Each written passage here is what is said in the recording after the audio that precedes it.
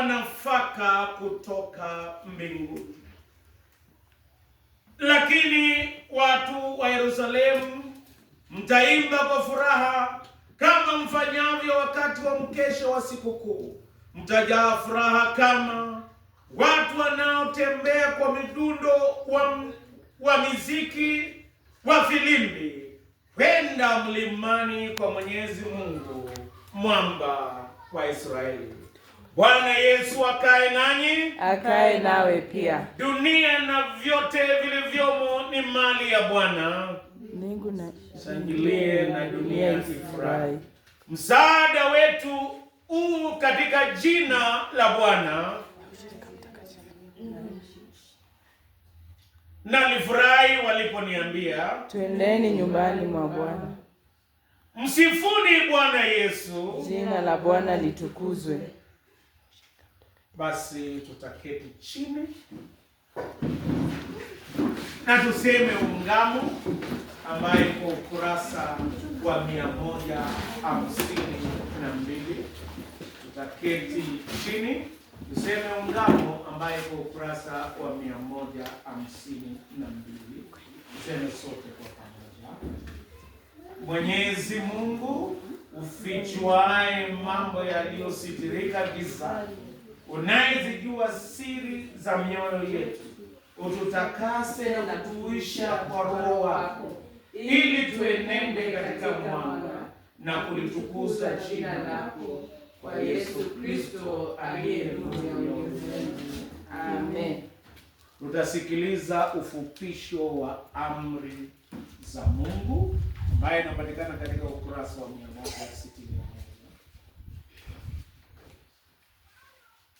Bwana wetu Yesu Kristo alisema, amri ya kwanza na iliyo kuu ndiyo hii: sikiliza Israeli, Bwana Mungu wetu ndiye peke yake Bwana.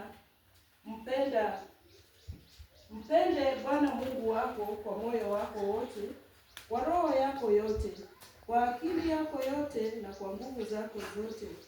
Na ya pili ndiyo hii: mpende jirani yako kama unavyojipenda mwenyewe. Hakuna amri nyingine iliyo kubwa zaidi katika hizi.